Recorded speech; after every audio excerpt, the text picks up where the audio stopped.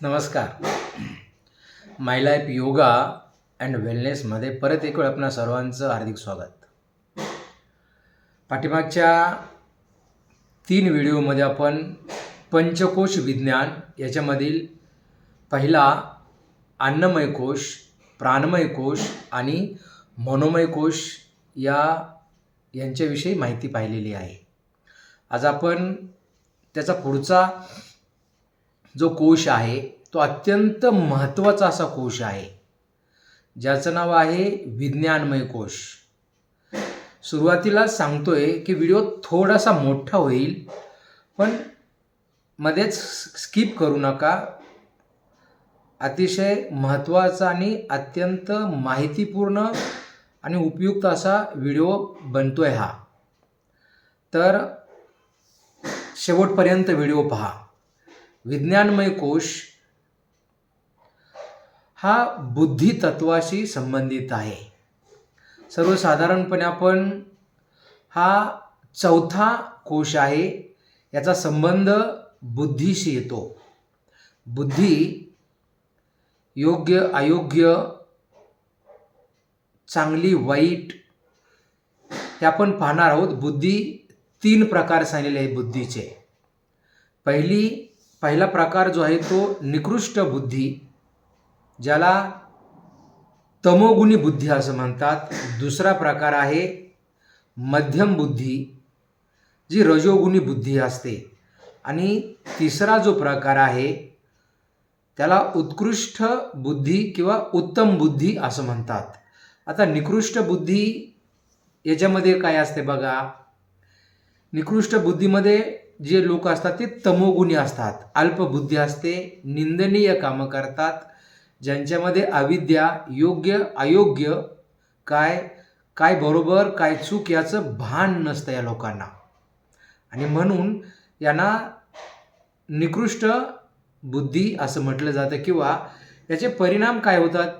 या निकृष्ट बुद्धीची लोक निंदनीय काम करतात, तिरस्कार करतात, चांगलं काम यांच्या हातून घडू शकत नाही. त्याच्यानंतर ही जी निकृष्ट बुद्धी आहे विज्ञानमय कोशाच्या उन्नतीमध्ये किंवा विकासामध्ये अडथळा निर्माण करते. आणि मग आनंदमय कोशापर्यंत जाण्यासाठीचा जो मार्ग आहे त्याची अडवणूक करणे, याच्यामध्ये यथार्थ ज्ञान होत नाही निकृष्ट बुद्धीमध्ये. दुसरा प्रकार सांगितला, हे भगवद्गीतेमध्ये सुद्धा सांगितलेलं आहे. दुसरा प्रकार मध्यम बुद्धी. याच्यामध्ये काय आहे, तमोगुण आणि रजोगुण या दोन्ही प्रकारच्या बुद्धीचा किंवा गुणांचा संगम होतो.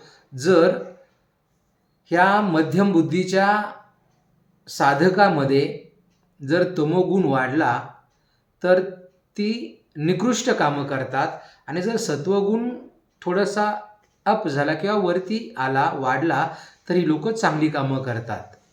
आणि तिसरा प्रकार जो सांगितला तो उत्कृष्ट बुद्धी किंवा ज्याला आपण उत्तम बुद्धी असं म्हणतात. ही लोक ज्ञानी, विद्वान, सद्सत विवेक बुद्धी असणारे असतात. यांना आपण योगी म्हणतो किंवा स्थितप्रज्ञ अशी लोक असतात. या लोकांना सत्य असत्याचा फरक काय आहे, काय योग्य आहे, काय अयोग्य आहे, काय नित्य आहे, अनित्य काय आहे, या सगळ्या गोष्टींचं ज्ञान असतंय. आणि त्यामुळे या लोकांना समाजामध्ये किंवा त्यांच्या जीवनामध्ये सन्मान प्राप्त होतो, प्रतिष्ठा प्राप्त होते. आणि ही लोक उच्च अवस्थेपर्यंत पोचतात. हे पोचायचं असेल तर काही काळ साधना केल्यानंतर, विज्ञानमय कोशाची काही काळ साधना केल्यानंतर साधक आनंदमय कोशामध्ये प्रवेश करतो. भगवद्गीतेनुसार बुद्धीचे 3 प्रकार सांगितले, सात्विक बुद्धी, राजसिक बुद्धी आणि तामसिक बुद्धी. आता वर बघितलं आपण, तामसिक बुद्धी ज्या लोकांची असते ती चांगली कामं त्यांच्या हातून होतच नाहीत. सगळं दुसऱ्याचं वाटोळं कसं होईल, वाईट कसं होईल, निकृष्ट निंदा करणं, एखादी अविद्या असते ह्या लोकांच्यामध्ये. आणि जी राजसिक बुद्धीची लोक असतात, ही लोक कशी असतात, एका ठराविक निर्णयापर्यंत पोचत नाहीत, सारखी चंचलता असते त्यांच्यामध्ये.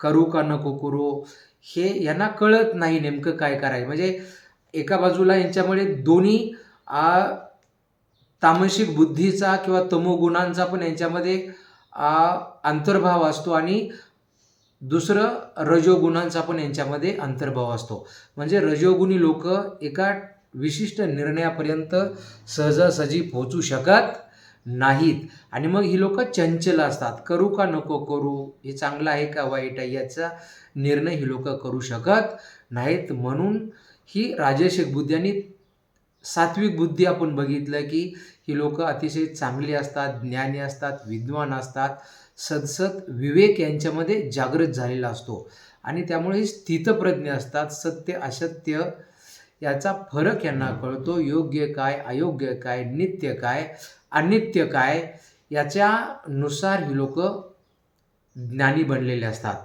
आणि मग आपल्यामध्ये याचे उपाय काय आहेत बघा. आपल्याला जर बुद्धीनुसार कार्य करता आपलं जे गुण असतात, आपण जे वर्तन करतो किंवा आपलं वर्तन असतं, वागणूक असते आपली, ते आपल्या बुद्धीप्रमाणे होते. आणि बुद्धी मन आपलं वर्तन करत आहे. मनावर पण योग्य काय अयोग्य काय याचं निर्णय घेण्याचं काम काय करते, बुद्धी करते. आणि मग बुद्धीनुसार कार्य करतं. सत्य असत्य, नित्य अनित्य, निंदा चुगली करणं, म्हणजे जसे जसे आपल्यामध्ये गुण असतील तसं तसं, जशी जशी आपली बुद्धी असेल तसं तसं आपलं कर्म होतं किंवा काम होत असतंय. आणि मग याच्यावर उपाय काय करायचा, बॉडी क्लिनिंग करायची आहे. आता हे बॉडीचं क्लिनिंग करायचे किंवा बॉडी शुद्ध करायची, शरीर शुद्ध करायचं असेल तर आपण याच्या पूर्वीचे जे कोश पाहिले त्याच्यामध्ये काय सांगितले बघा. अन्नमय कोश, आपलं जे शरीर आहे स्थूल शरीर ते अन्नमय कोशापासून बनलेलं आहे. तर अन्नमय कोशावर काम करणं अत्यंत गरजेचं आहे. प्राणमय कोशावर काम करणं गरजेचं आहे. त्याच्यानंतर मनोमय कोशावर काम करणं गरजेचं आहे. आणि आपले बघा, आपले जे सर्व मानसिक आजार असतात किंवा ज्याला आपण सायकोसोमॅटिक डिसीज म्हणतो, मनोकायिक विकार म्हणतो, हे सगळे आजार जे होतात ते मनाच्या कमजोर असल्यामुळं होतात. आणि म्हणून आपल्याला मनोमय कोशावर काम करणं गरजेचं आहे. त्याच्यासाठी प्राणायाम करणं गरजेचं आहे, ध्यान करणं गरजेचं आहे. विज्ञानमय कोशाची अंग कोणती कोणती आहेत ते आपण आता बघतोया. विज्ञानमय कोशामध्ये 5 अंग सांगितलेले आहेत. त्याच्यामध्ये पहिलं अंग आहे श्रद्धा, दुसरं ज्ञान, तिसरं सत्य, चौथं योग आणि 5वं आहे तेज. आता श्रद्धा कशाला म्हणायचं? श्रद्धा एखाद्या गोष्टीवर ठेवलेला विश्वास म्हणजे श्रद्धा होय. श्रद्धा असू द्या पण अंधश्रद्धा नको. तर आपला नेहमी सत्याच्या मार्गावर चालणं गरजेचं आहे. सत्य असत्याची जाणीव असणं आपल्याला गरजेचं आहे. अंधश्रद्धा कुठल्याही प्रकारची पाळायची नाही. नाहीतर आजकालच्या युगामध्ये खूप शिकलेले लोकांच्यामध्ये सुद्धा अनेक अंधश्रद्धा आहेत. तर पहिलं विज्ञानमय कोशाचं अंग आपण पाहिलं की श्रद्धा, विश्वास ठेवायचा एखाद्या गोष्टीवर आणि कामं आपल्याला करताना पूर्ण श्रद्धेनं मनापासून करायचे. दुसरं आहे ज्ञान. ज्ञान कसं पाहिजे आपल्याला? योग्य ज्ञान पाहिजे. चुकीचं, we are totally in wrong knowledge. आणि आपल्या जगातल्या सगळ्या समस्यांचं जे मूळ आहे ते अज्ञान आहे. आणि अज्ञानामुळं आपण अनेक चुकीच्या गोष्टी करत असतो. याच्यामध्ये आपण बघितलं ज्ञानसुद्धा त्याच्यामध्ये सत्व, रज आणि तम, सात्विक ज्ञान असेल आपलं, राजसिक असेल आणि तामसिक ज्ञान असेल. तर आपल्याला ज्ञानसुद्धा योग्य पाहिजे, चांगलं ज्ञान पाहिजे, जेणेकरून आपण आपल्या जीवनाचा उद्धार करू शकतो, आपलं जीवन समृद्ध करू शकतो आणि इतरांच्या किंवा समाजाच्या कल्याणासाठी आपण चांगलं काहीतरी करू शकतो. आणि समाजाच्या कल्याणामध्येच आपला उद्धार आहे आणि शेवट आपला तिथंच मोक्ष किंवा आनंद प्राप्ती तिथं मिळणार आहे आपल्याला. पुढं सत्य. सत्य आणि असत्य काय आपण ते बघितलं पाठीमागे की भ्रम निर्माण होतात आपणाला.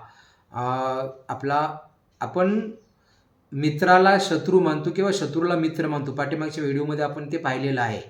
तर आपणाला सत्याचं पालन करायचं आहे. पतंजली ऋषींनी जे आपणाला यम नियम हे जे सांगितलेले आहेत, सत्यम ब्रूयात, म्हणजे सत्याच्या मार्गावर आपल्याला चालायचं आहे किंवा सत्याची कास धरायची आहे.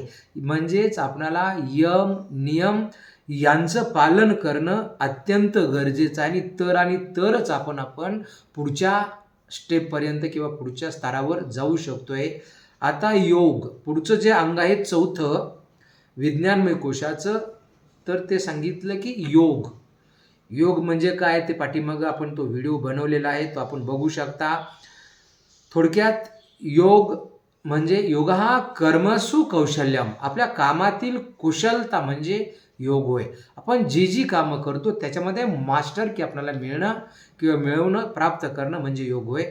त्याचबरोबर चित्तवृत्तींचा निरोध, आपल्या चित्ताच्या ज्या वृत्ती आहेत त्यांचा निरोध करणं, त्या नाहीशा करणं म्हणजे योग होय. आणि मग योग अनेक प्रकार योगाचे सांगितलेत आपणाला. ज्ञानयोग सांगितला, कर्मयोग सांगितला, भक्तियोग, लय योग, त्याच्यानंतर हठयोग, असे अनेक योगाचे मार्ग आहेत. आणि या योगाचा प्रत्येक मार्ग जो आहे तो आपणाला मोक्षाप्रती किंवा आनंदाप्रती किंवा आनंदमय कोशाकडे घेऊन जाण्यासाठी अत्यंत उपयुक्त असा ठरणारा हा मार्ग आहे. आणि सर्वात शेवटचं जे अंग सांगितलं ते तेज. तेज म्हणजे काय? प्रकाश. आपण म्हणतो सर्वात्मका शिवसुंदरा, तिमिरा तुनी तेजाकडे प्रभो ने आमुच्या जीवना. तिमिर म्हणजे अंधार. इथं अंधार कशाचा आहे? अंधार अज्ञानाचा अंधार आहे, आपल्या वाईट कर्माचा अंधार आहे. आपण म्हणतो उजेडात होते पुण्य, अंधारात पाप. तर हे जे वाईट जी कर्म असतात, अज्ञान असतं, दुष्कर्म असतात, वाईट प्रवृत्ती असते आपली, ती अज्ञान आहे, तो अंधकार आहे. आणि त्याच्यातूनच आपल्याला प्रकाशाकडे जायचं आहे. म्हणजे प्रकाशमय आवरण आहे हे तेज म्हणजे. आवरण आपण जर डेप्थमध्ये गेलो तर आपण एखाद्या परमेश्वराची किंवा मूर्ती पाहत असतो, त्याच्या असं बाजूला असं एक तेजोवलय असते, बघितलं असेल आपण सगळ्यांनी. तर त्याला म्हणायचं आवरा. आणि हे आवरा आपला किती आहे याचं मोजमापसुद्धा वैज्ञानिक करतात, त्याचं ते रिसर्च सेंटरमध्ये केलं जातं. तर आपला आवरा जेवढा म्हणजे हे तेजोवलय किंवा प्रकाश आपला जेवढा जास्त, आपल्या आजूबाजूचा तेजोवलय जे असतं ते कशावर ठरतं? आपल्या साधनेवर ठरत असते, आपल्या विचारावर, बुद्धीवर, आपल्या सत्कर्मावर हे ठरत असते तेज. तर तेज म्हणजे प्रकाशमय आवरण. आता बुद्धीचं महत्त्व, कशासाठी बुद्धी गरजेची आहे? तर बुद्धी आपण बघितली, सात्विक बुद्धी असते, राजसिक बुद्धी असते आणि तामसिक बुद्धी असते. आपण बुद्धीची देवता सरस्वतीला मानतो किंवा गायत्री मंत्र आपल्याला सांगितलेला आहे. तर गायत्री मंत्रामध्ये काय, गायत्री मंत्राची साधना केली जाते. तर याच्यामध्ये गायत्री मंत्राच्या साधनेनं आपल्याला मध्ये अशुद्ध बुद्धी असते ती शुद्ध होते. बुद्धीचे दोन प्रकार, अशुद्ध आणि शुद्ध. शुद्ध बुद्धी म्हणजेच प्रज्ञा बुद्धी, त्याला प्रज्ञा असं म्हटलं जातं. तर गायत्री मंत्रामध्ये काय सांगितलेलं आहे? तूने हमें उत्पन्न किया है. म्हणजे गायत्री मंत्राला आपण किंवा त्या गायत्रीला सांगतो की तुम्ही आम्हाला निर्माण केलेलं आहे, आमचं पालन करत आहात. त्याचबरोबर तुझसेही पाते प्राप्त हम, तर तुझ्याकडूनच आम्ही हे सगळं ज्ञान प्राप्त करत असतो. आणि मग तू आमचं सगळं दुःख किंवा कष्ट संपून टाक किंवा नष्ट कर. तुम तेरा महान तेज आहे. म्हणजे गायत्री मंत्राचा अर्थ म्हणजे त्याच्यामध्ये तेज आहे, छाया हुआ सभी स्थान. तर त्या परमेश्वराचं किंवा त्या युनिव्हर्सल पॉवर आपण म्हणतो, तेच ज्ञान, त्याची छाया सगळीकडे पसरलेली आहे. आणि सृष्टीच्या सगळ्या वस्तूमध्ये तूही विद्यमान आहेस. म्हणजे चराचरामध्ये, कणाकणामध्ये त्या परमेश्वराचं किंवा त्या अशा अदृश्य अशा शक्तीचं अस्तित्व आहे आणि त्या शक्तीचं आम्ही ध्यान करो, त्याचा आम्ही पूजा करो आणि तुझी कृपादृष्टी आमच्यावर सतत बरसत राहो आणि ह्या बुद्धीच्या श्रेष्ठ मार्गावर आम्ही चालत राहो. हे विधात्या, हे परमेश्वरा आमच्यामध्ये अशी शक्ती दे, असं सामर्थ्य दे की आम्ही चांगल्या मार्गावर किंवा सन्मार्गावर चालू. आता बुद्धी शोधन, जसं नाडी शोधन गरजेचं आहे तसं बुद्धीचं शोधन किंवा बुद्धीची शुद्धी करणं गरजेचं आहे.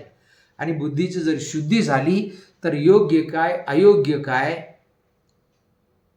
हे आपणाला कळेल आणि मग हे कळाल्यानंतर आपण आनंदमय कोशापर्यंत पोहोचण्यासाठी सहज प्रवृत्त होऊ किंवा वरच्या दिशेनं मार्गाक्रमण आपलं होईल.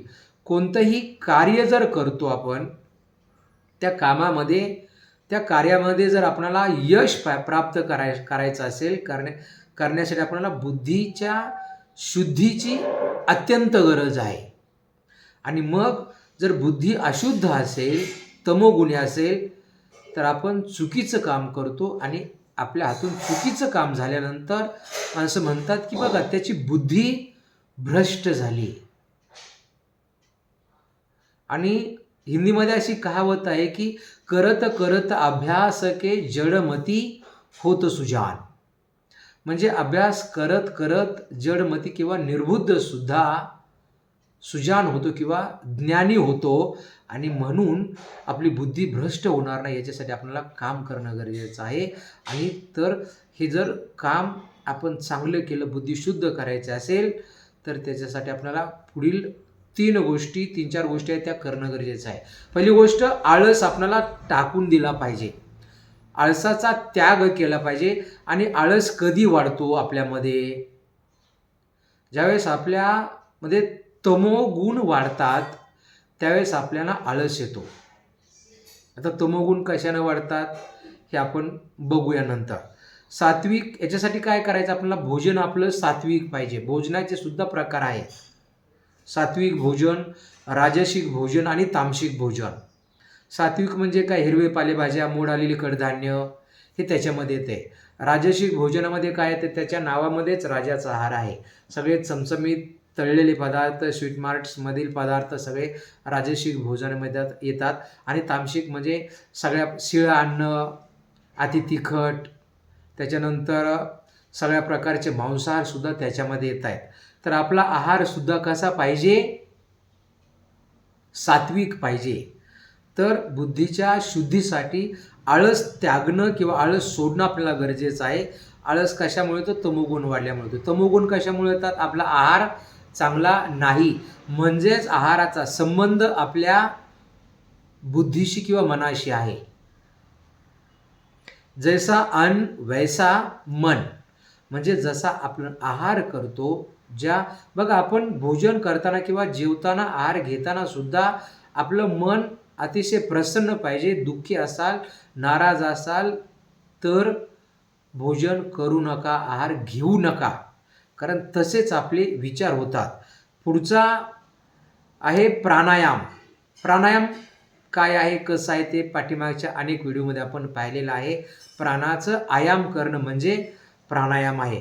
प्राणायाम रूपी अग्नीमध्ये आपली इंद्रिय जर तापून काढली तर त्यांचे सगळे दोष नाहीसे होतात, क्षीण होतात, नष्ट होतात आणि आपले इंद्रिय तेज होतात. जे पंच ज्ञानेंद्रिय आहेत आणि कर्मेंद्रिय आहेत, यांच्या शुद्धीसाठी प्राणायाम आणि योगासनं करणं गरजेचं आहे. त्याच्यानंतर धारणा, आपल्या धारणा चांगल्या पाहिजेत. त्याच्यानंतर पुढचा भाग सांगितला श्रद्धा. श्रद्धा म्हणजे विश्वास. चांगली श्रद्धा असेल, योग्य श्रद्धा. आपण पाठीमागं बघील अंधश्रद्धा आपल्याला पाळायची नाही. तर श्रद्धा, सत्यावर विश्वास ठेवा. आणि चित्त प्रसाधन. चित्त प्रसाधनामध्ये काय सांगितले बघा, त्याच्यामध्ये सांगितले मैत्री, करुणा, मुदिता आणि उपेक्षा. आता मैत्री कोणाशी करायची? चांगला वाईट याची पण जाणीव आपल्याला होणं गरजेचं आहे. चांगल्या लोकांशी मैत्री करा, वाईट लोकांच्यापासून अत्यंत दूर राहा. कारण सांगतात दुर्जनम प्रथम वंदे. दुर्जन लोकांच्यापासून कोसो किंवा अत्यंत दूर राहा. कारण ज्या लोकांच्यात बसाल उठाल असेच आपले विचार बनतील आणि असे विचार बनतील तसं आपलं कर्म होणार आहे.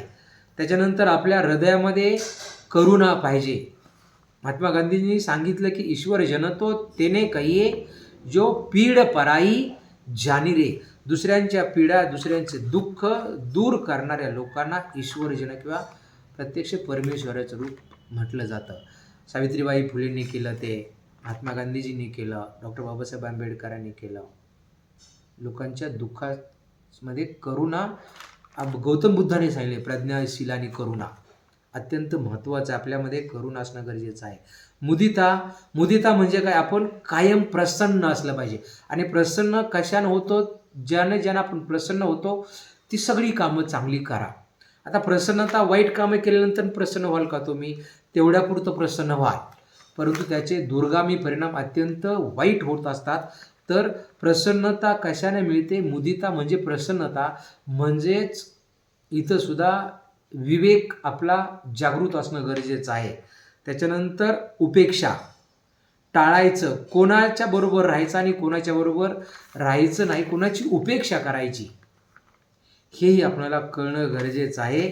आणि बुद्धीचं काम काय आहे किंवा हे जो विज्ञानमय कोश आहे याचं काम काय आहे? मनाला सल्ला देणं. मन कसं आहे? अत्यंत चंचल आहे. पाठीमागं बघितलं आपण मनोमय कोशामध्ये, तोरा मन दर्पण कहलाए भले बुरे कर्मों को देखे और दिखाए. मन आपलं जे आहे ना आरसा आहे. आपली चांगली वाईट कर्म सगळं आपल्याला दाखवतो आणि अतिशय चंचल आहे. मनाचं कामच आहे की ते सगळीकडे भरकटत असतंय. आणि मग मनामध्ये बघा हे काम कसं, मनामध्ये बुद्धीमध्ये काय आहे? स्मृती आहे, दूरदर्शित आहे, सर्वांगीण समज आहे, निर्णय घेण्याची क्षमता आहे, विवेक यांचा समावेश होतो मनामध्ये आणि बुद्धीमध्ये. स्मृती, दूरदर्शिता, सर्वांगीण समज, निर्णय, विवेक यांचा समावेश होतो. आणि बुद्धी काय करते? बुद्धीचं काम मनाला सल्ला देणं आहे. आणि मग बुद्धी जर आपली शुद्ध असेल तर आपलं काम चांगलंच होणार आहे. बुद्धी आणि मन सतत मनामध्ये आपण संकल्प विकल्प बघितले, कल्पना शक्ती बघितली मनामध्ये. आणि मग देश, काल, परिस्थिती, पूर्व शिक्षण, पूर्वानुभव, विकल्प, ऑप्शन्स यांच्या माध्यमातून काय करतं? आपली बुद्धी काम करत असते. बुद्धीवर कशाचा परिणाम असतो? देश, काल, परिस्थिती, पूर्व शिक्षण, पूर्वानुभव, विकल्प, ऑप्शन याला म्हणतो आपण, यांच्या माध्यमातून या सगळ्या गोष्टी ध्यानात घेतल्या जातात. आणि या सगळ्या गोष्टींचा सारासार विचार करून बुद्धी मनाला सल्ला देण्याचं, मार्गदर्शन करण्याचं काम करत असते. आणि बुद्धी जर शुद्ध असेल तर माणूस किंवा व्यक्ती साधक प्रज्ञावान होतो, त्याच्यामधील प्रज्ञा जागृत होते. आणि जर बुद्धी अशुद्ध असेल तर तो तमोगुणी असतो आणि त्याचा ऱ्हास होण्याच्या मार्गाला तो जात असतोय. तर बुद्धीच्या अनेक शक्ती आहेत, वेगवेगळ्या शक्ती आहेत त्या बुद्धीच्या. तर बुद्धीच्या वेगवेगळ्या शक्ती कोणत्या आहेत? पहिली ग्रहण शक्ती आहे. ग्रहण करतो आपण निष्पक्षपातीपणे. इंद्रिये जे श्रवण करतात त्या श्रवण करण्याच्या शक्तीला ग्रहण शक्ती म्हणतात. दुसरं संचित शक्ती आहे किंवा धारण शक्ती आहे. धारण करणे किंवा संचयन करणं, ही आपण जे श्रवण केलं, ग्रहण केलं त्याचं संचयन करणं किंवा धारण करणं, ती एक शक्ती आहे बुद्धीची. त्याच्यानंतर पुढची शक्ती आहे स्मृती. धारण केलेल्या शक्तीची पुनर्प्रस्तुती म्हणजे स्मृती होय, ज्याला आपण मेमरी म्हणतो. आठवतो ना आपण, मेमरी म्हणजे स्मरणशक्ती आपण म्हणतो त्याला. तर आपण जी सुरुवातीला ग्रहण केलं त्याच्यानंतर ते साठवून ठेवलं. कम्प्युटरमध्ये तसंच करतो ना आपण, त्याच्यामध्ये फीड करतो, परत ते साठवून ठेवतो आणि ज्यावेळेस पाहिजे त्यावेळेस आपण मेमरीमधून बाहेर काढतो तो. तर स्मृती धारण केलेल्या शक्तीची पुनर्प्रस्तुती म्हणजे स्मृती, ज्याला आपण मेमरी म्हणतो. बघा, आधुनिक शिक्षण पद्धतीमध्ये फक्त या 3च शक्तींचा विचार होतो. पुढच्या शक्ती अनेक आहेत, त्या आपण बघतोय. निरीक्षण शक्ती, ज्याला आपण ऑब्झर्वेशन विथ इनिशिएटिव्ह, प्रयत्नपूर्वक निरीक्षण करणं, म्हणजे जाणीवपूर्वक निरीक्षण करायचं आहे एखाद्या गोष्टीचं, तर त्याला ही बुद्धीची क्षमता आहे, आपल्या बुद्धीची शक्ती आहे. तर जाणीवपूर्वक निरीक्षण करणं, ऑब्झर्वेशन विथ इनिशिएटिव्ह. त्याच्यानंतर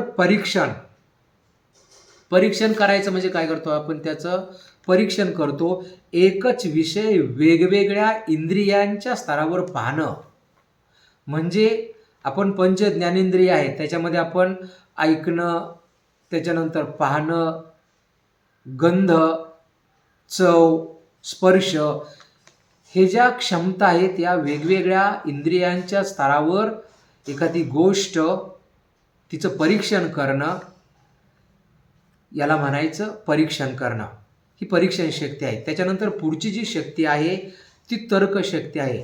कोणत्याही विषयाचा अधिकतम विचार करणं म्हणजे तर्क, आपण तर्क लावतो. त्याच्यानंतर पुढची शक्ती आहे अनुमान शक्ती, optimum thinking about the part. आपण एखादी कृती केल्यानंतर, एखादं काम केल्यानंतर त्याचे परिणाम काय होतील, ते चांगले होतील किंवा वाईट होतील, याचं काय होईल याचा अनुमान लावणारी शक्ती जी आहे तिला अनुमान शक्ती म्हणायचं.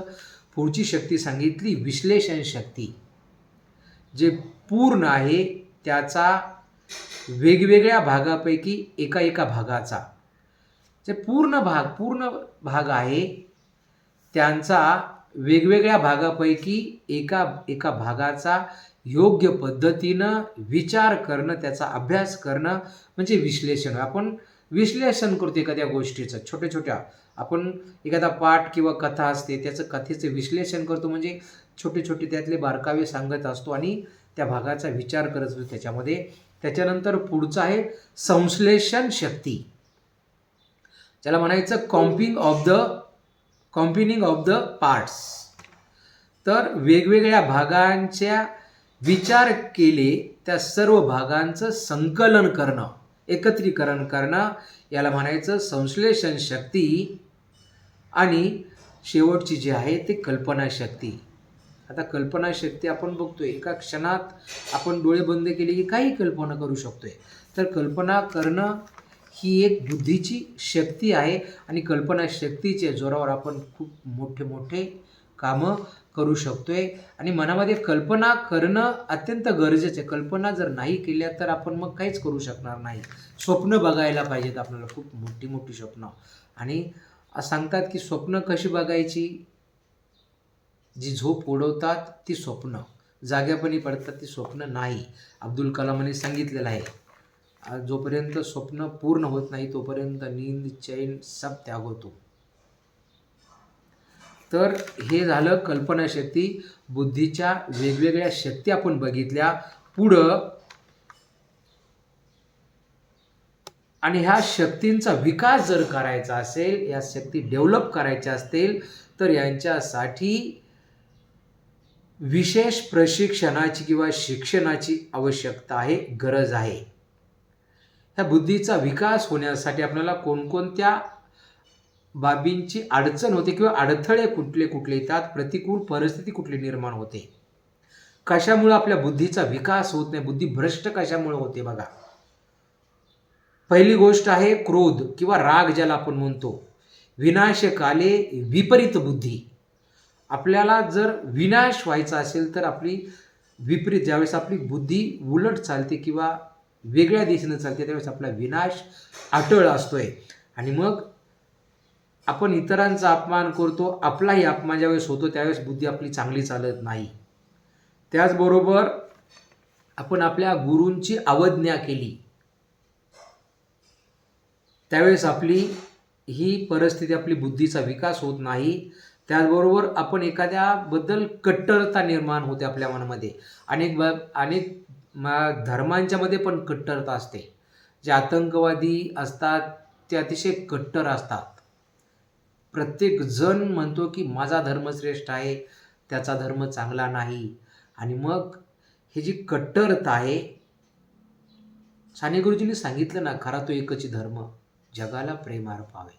माणुसकी ह्याच्या पलीकडे कुठला धर्म नाही. आणि मग कट्टरता, त्याचबरोबर कठोरता, संशय, गर्व, एखाद्या गोष्टीबद्दल अतिप्रयत्न करतो आपण. त्याचबरोबर उद्विग्नता, खूप मंडूकता, मी म्हणजे सगळं जग आहे, माझ्या पलीकडे विश्व नाही.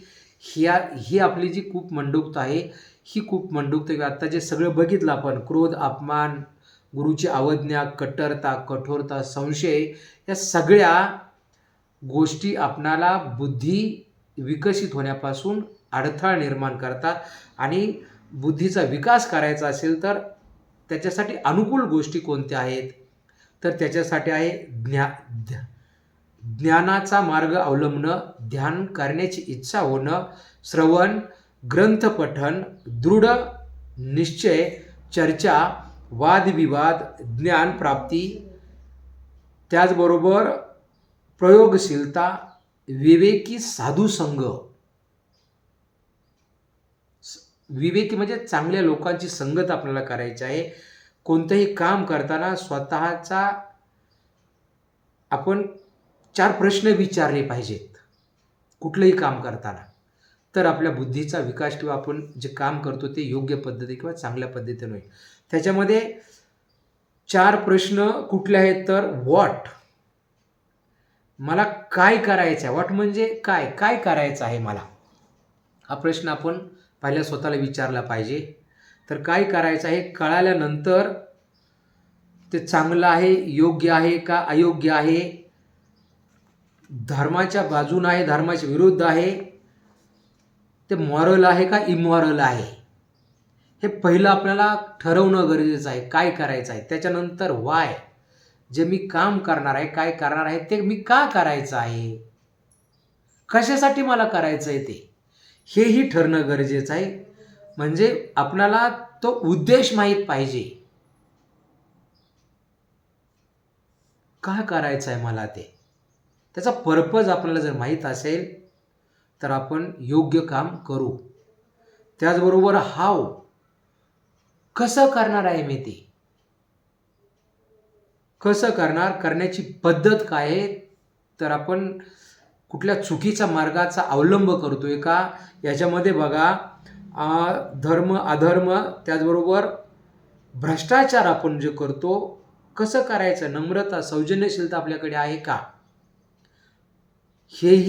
हाही प्रश्न आपल्याला विचारणं गरजेचं आहे स्वतःला. आणि पुढचा प्रश्न वेन, म्हणजे केव्हा करायचं आहे, एखादी गोष्ट करायची आहे 10 वर्षानं करायचं आहे, 20 वर्षानं करायचं आहे का आत्ता लगेच करायचं आहे. आपण म्हणतो लोक अध्यात्माकडे किंवा व्यायामाकडे कधी वळायचं, म्हातारपणी वळायचं. अध्यात्म कधी करायचं, म्हातारपणी करायचं. म्हातारपण आल्यानंतर आपल्याला डोळ्यानं दिसत नाही नीट, कसं पाहणार तुम्ही त्या परमेश्वराला, तोंडानं बोलता येत नाही नीट, तोंडाचं बोळकं झालेलं असतंय, कसं आपले हा काय केल तो परमेश्वर निसर्गरूपी आहे तो, कानानं ऐकायला येत नाही, कसं ऐकणार आपण ते. म्हणजे केव्हा करायचं, योग्य वेळी कोणतंही काम करणं गरजेचं आहे. आणि मग ह्या सगळ्या गोष्टी म्हणजे व्हॉट, वाय, हाव आणि वेन, त्याचबरोबर देश, काल, परिस्थिती अनुकूल आहे का हे समजेल व त्याचा योग्य परिणाम आपल्याला मिळेल, त्याचं आउटपुट मिळेल, आउटकम मिळेल.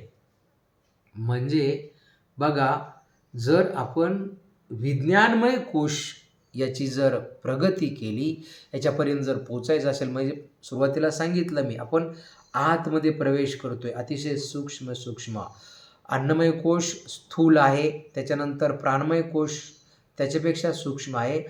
प्राणमय कोशापेक्षा सूक्ष्म कोश मनोमय कोश आहे. मनोमय कोशापेक्षा सूक्ष्म असा कोश आहे विज्ञानमय कोश. अत्यंत माहितीपूर्ण आणि चांगला व्हिडिओ बनलेला आहे. या बुद्धीचं काम आहे मनाला कंट्रोल करणं. शुद्ध बुद्धी, अशुद्ध बुद्धी, त्याचबरोबर काय बघितलं आपण, निकृष्ट बुद्धी, मध्यम बुद्धी आणि उत्तम बुद्धी, उत्कृष्ट बुद्धी. या बुद्धीचं जर सरळ चालली तर चांगलं काम होईल आणि उलट चालली तर आपल्या हातून वाईट कामं होतील. ती बुद्धीचा विकास करण्यासाठी किंवा विज्ञानमय कोशाची उन्नती करण्यासाठी आपण आणि पुढे जाऊन आनंदमय कोशापर्यंत पोचण्यासाठी आपल्याला काय काय करणं गरजेचं आहे हे आपण या व्हिडिओमध्ये चांगल्या पद्धतीनं पाहिलेलं आहे. मित्रांनो, हा व्हिडिओ जर आवडला असेल तर लाईक करा, शेअर करा. अजूनपर्यंत आपण माझ्या व्हिडिओला जर चॅनलला सबस्क्राईब केलं नसेल तर सबस्क्राईब करा. ज्यांच्यापर्यंत हा व्हिडिओ पोचवणं गरजेचं आहे अशा सर्वांच्यापर्यंत हा व्हिडिओ पोचूया. आपले काही प्रश्न असतील तर कमेंट बॉक्समध्ये मला विचारू शकताय. तोपर्यंत करा योग, रहा निरोग. परत एक वेळ भेटूया अशाच एका माहितीपूर्ण आणि नवीन व्हिडिओमध्ये. धन्यवाद. जय हिंद.